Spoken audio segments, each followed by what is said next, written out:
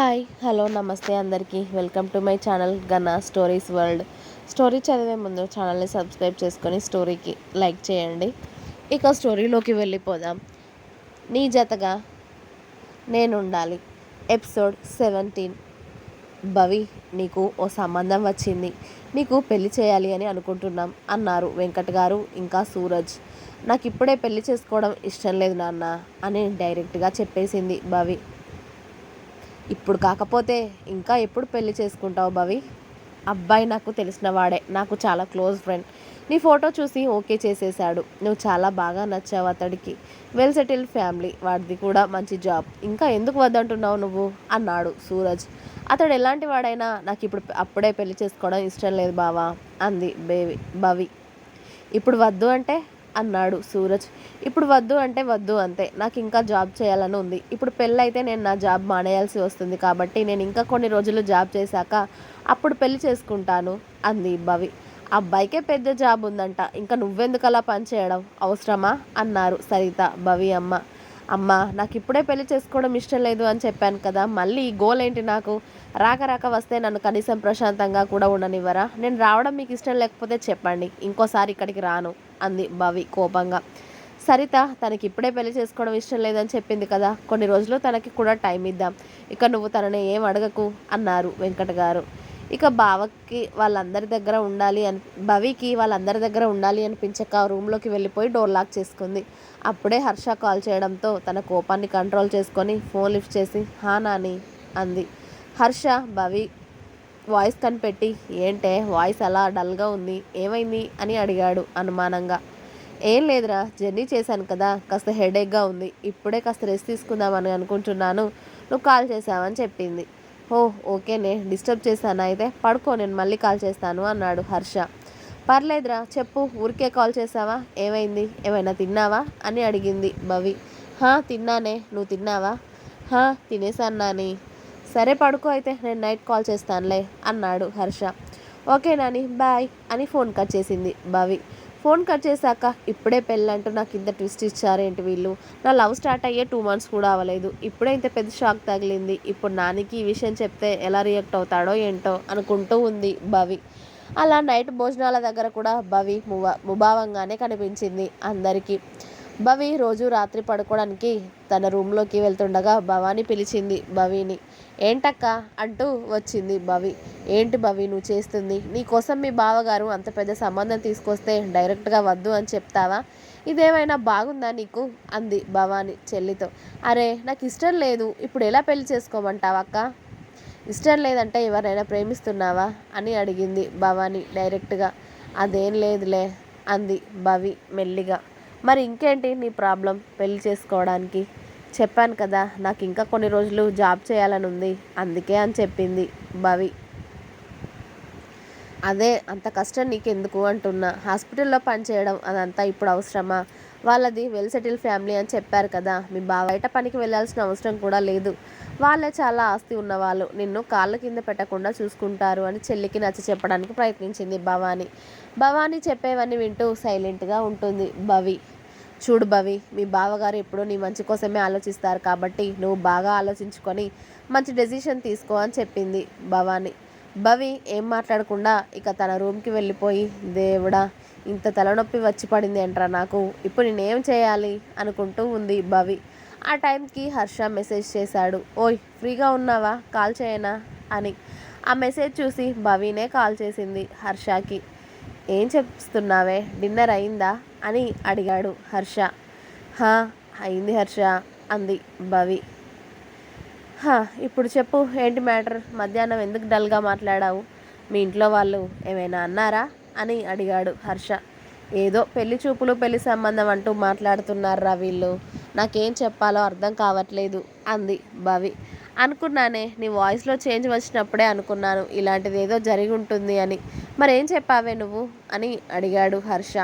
నాకు ఇప్పుడే పెళ్లి చేసుకోవడం ఇష్టం లేదని చెప్పేశాన్రా. పోనీ నన్ను ప్రేమిస్తున్నానని చెప్పకపోయావా అన్నాడు హర్ష నవ్వుతూ. చెప్తా, ఎందుకు చెప్పను, ఖచ్చితంగా చెప్తాను, కానీ ఇప్పుడే కాదులే, దానికి ఇంకా కాస్త టైం ఉందిలే అంది భవి.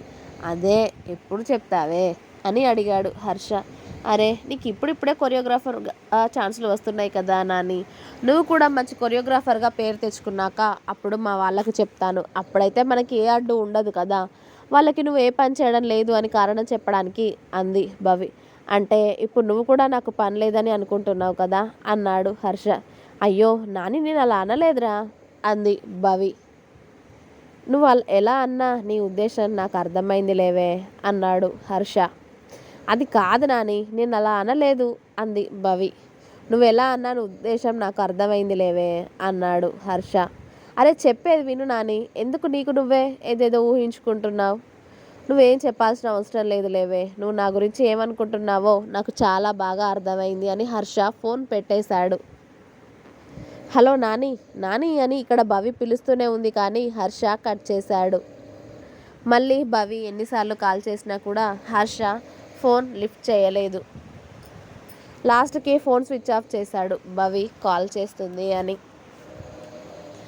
అరే ఇప్పుడు నేనేమన్నాను అనరా ఇలా కోపం తెచ్చుకున్నావు, నేను చెప్పేది పూర్తిగా వినవా నువ్వు అని చాలా బాధపడుతుంది భవి. అలా చాలా నైట్ వరకు హర్షకి కాల్ చేస్తూనే ఉంది కానీ హర్ష మొబైల్ స్విచ్ ఆఫ్ అనే వస్తుంది. హర్ష అలా చేయడంతో ఇక తెల్లవార్లు ఏడుస్తూనే కూర్చుంది భవి, నిద్ర కూడా పోకుండా. ఇక హర్ష మాట్లాడకపోవడంతో భవి అఖిల్కి కాల్ చేసింది. హర్ష అఖిల్ వాళ్ళ తమ్ముడి దగ్గరే ఉంటాను అని చెప్పాడు కదా, అందుకోసం. అఖిల్ ఫోన్ చేసి హలో భవి చెప్పరా అన్నాడు. అన్నయ్య అది మీ తమ్ముడి నెంబర్ ఒకసారి ఇవ్వరా, హర్ష ఇక్కడ నాతో పాటు మా ఇంటికి వచ్చాడు, హర్ష తమ్ముడి దగ్గరే ఉంటాను అని చెప్పాడు కానీ హర్ష నెంబర్ కలవడం లేదు, అందుకే ఒకసారి తమ్ముడికి కాల్ చేద్దామని అని అడిగింది భవి. హర్ష నైట్నే ఇక్కడికి బయలుదేరాడని తమ్ముడు చెప్పాడురా, నీకు హర్ష చెప్పలేదా అని అడిగాడు అఖిల్. ఆహా లేదన్నయ్య, హర్ష మొబైల్ స్విచ్ ఆఫ్ వస్తుంది, అందుకే మీకు కాల్ చేశాను అంది భవి. ఓ ఓకేరా, కానీ వాడు నైట్ ఇంటికి వచ్చేశాడు అన్నాడు అఖిల్. ఓ ఓకే అన్నయ్య, థ్యాంక్ యూ అని భవి కాల్ కట్ చేసేసింది. హర్ష వెళ్ళిపోయాక భవికి అక్కడ ఉండాలి అనిపించలేదు. మార్నింగ్నే ఫ్రెష్ అయ్యి తన బ్యాగ్ తీసుకొని హాల్లోకి వచ్చింది. భవిని చూసిన ఇంట్లో వాళ్ళు ఆ బ్యాగ్ ఏంటి భవి, ఈవినింగ్ వరకు ఉంటాను అని చెప్పావు కదా అని అడిగారు. లేదమ్మా, హాస్పిటల్ వాళ్ళు ఫోన్ చేశారు, ఇవాళ కూడా డ్యూటీ ఉందంట, అందుకే ఇంత త్వరగా వెళ్ళాల్సి వస్తుంది అని అబద్ధం చెప్పింది. కానీ ఇవాళ ఒక్కరోజు ఉండొచ్చు కదా భవి అందా భవాని. లేదక్క, మళ్ళీ నెక్స్ట్ వీక్ వస్తానులే అని చెప్పింది భవి. సరే కనీసం టిఫిన్ అయినా చేసి వెళ్ళవే అన్నారు సరిత. ఇక టిఫిన్ కూడా తినకుండా వెళ్తే వాళ్ళ అమ్మ అరుస్తుంది అని ఏదో కొద్దిగా తినేసింది. నాన్న నన్ను బస్ స్టాప్ దగ్గర డ్రాప్ చేయరా అని అడిగింది భవి వెంకట గారిని. సరే భవి పద అని ఆయన కార్ కీస్ అందుకున్నారు. ఇక ఇంట్లో వాళ్ళందరికీ చెప్పి భవి స్టార్ట్ అయ్యింది. కారులో వెళ్తుండగా కూతురు ఎందుకో డల్గా ఉండడం చూసిన వెంకట గారు, భవి ఏమైంది తల్లి అలా ఉన్నావు అని అడిగారు. ఆహా ఏం లేదు నాన్న అంది భవి చిన్నగా నవ్వి. నువ్వు ఎప్పుడు ఎలా ఉంటావో నాకు తెలియదా బంగారం, ఏమైందిరా, పెళ్లి సంబంధం గురించి మాట్లాడామని కోపం తెచ్చుకున్నావా మాపై అన్నారు ఆయన. నాకు ఇప్పుడే పెళ్లి చేసుకోవడం ఇష్టం లేదని చెప్పాను కదా నాన్న. అదే నేను కూడా చెప్తున్నాను తల్లి, నీకు నచ్చినప్పుడే నీ పెళ్లి జరుగుతుంది సరేనా, నువ్వు విషయం మనసులో పెట్టుకొని బాధపడకు తల్లి అన్నారు వెంకట గారు. అలాగే నాన్న అని బస్ స్టాప్ రావడంతో భవి కార్ దిగి వాళ్ళ ఇంటికి రిటర్న్ అయ్యింది. బస్లో వెంకట్ గారికి బాయ్ చెప్పి 2 గంటల ప్రయాణం తర్వాత మళ్ళీ ఆటోలో ఇంటికి వెళ్ళిపోయింది భవి. హర్ష తనతో మాట్లాడకపోవడంతో ఏమీ తోచడం లేదు భవికి. అసలు నేనేం తప్పుగా మాట్లాడానని వీడిప్పుడు ఇంత కోపం తెచ్చుకొని నాతో మాట్లాడడం లేదు అని తనలో తనే బాధపడుతూ ఉంటుంది.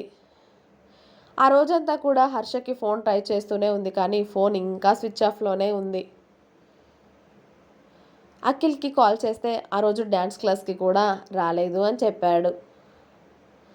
రే ఎందుకురా నన్ను ఇలా టార్చర్ చేస్తున్నావు, అసలు ఎక్కడున్నావు నువ్వు అని చాలా ఏడ్చింది భవి పాపం.